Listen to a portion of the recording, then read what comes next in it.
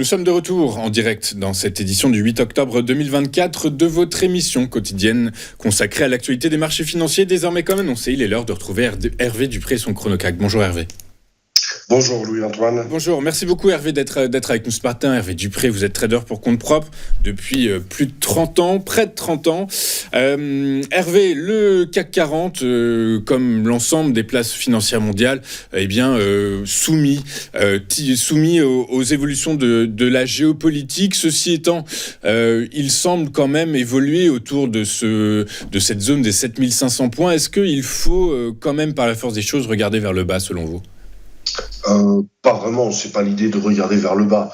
De là à repasser fortement achat, c'est pas non plus l'idée. Ce que l'on peut noter, c'est que le niveau de prix actuel a intégré donc le passage de la Fed du 18 septembre, donc avec cette inflexion des taux, le phénomène de relance chinoise qui a permis le bump à 7008. Donc on revient un petit peu à la base. Donc pour l'instant, pour aujourd'hui, on n'a pas de news macro qui vont permettre vraiment d'envisager de rebumper vers le haut. En revanche, la semaine va se décomposer en 3 séquences. Donc demain, très important, les minutes de la Fed qui vont apporter un petit peu plus de visibilité sur la poursuite du rythme de la baisse des taux à venir. Jeudi, l'IPC. Vendredi, comme vous le précisiez juste avant, les premiers résultats des bancaires aux États-Unis donneront un petit peu aussi du grain à moudre. Donc pour l'instant, on est en zone totalement médiane. Donc par rapport au mouvement de baisse de la semaine dernière, donc où j'indiquais l'ensemble des 3 bougies qui incitaient plutôt à la prudence quant aux achats. La bougie d'hier et celle de vendredi nous indiquent qu'on est plutôt sur une zone médiane range.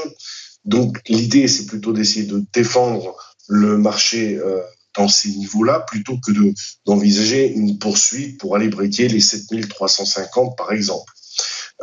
Cependant, on n'a pas matière à aller chercher beaucoup plus haut. Donc ça va rester une journée, au moins une matinée extrêmement technique, avec une première target autour de 7518, 7536, et en cas de maintien de ce niveau de prix, l'idée c'est d'aller chercher l'ouverture annuelle qui est à 7577 et qui permettrait de combler le gap d'hier.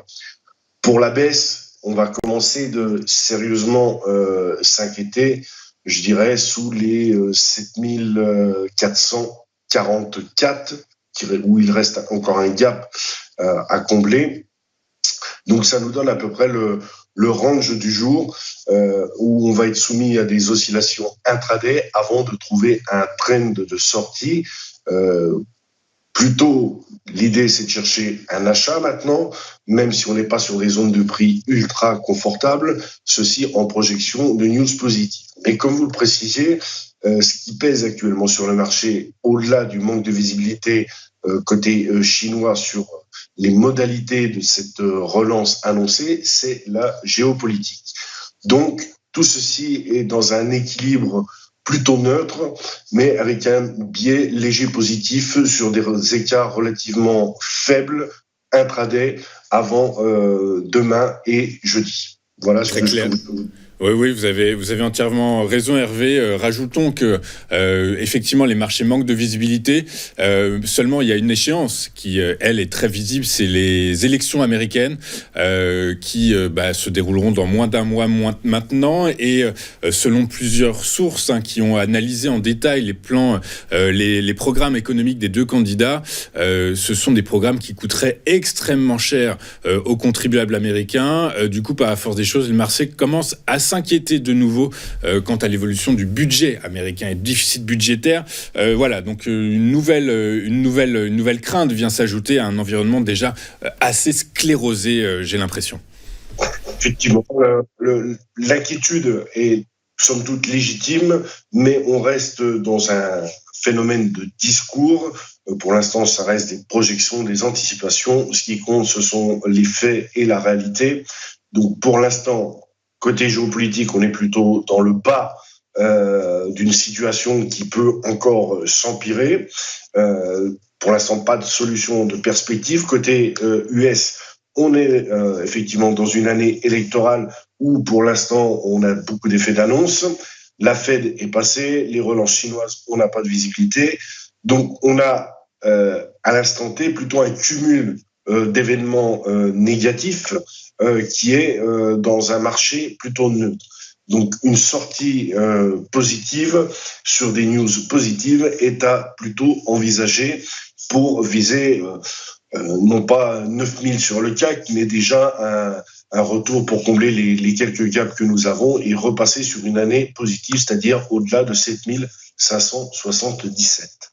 1577 points, on l'a bien noté. Hervé, je vous remercie beaucoup pour votre franchise. Vous nous expliquez globalement que vous êtes plutôt positif. S'il y avait un scénario à jouer, la probabilité serait plutôt que ça ressorte vers le haut. Du coup, donc on a bien noté 7577 points en objectif haussier. Ceci étant, voilà, gardons quand même un œil sur un pied sur le frein. 7444 points, si on devait regarder vers le bas, c'est cette zone-là qu'il faudrait a priori pas franchir avec du volume vers le bas.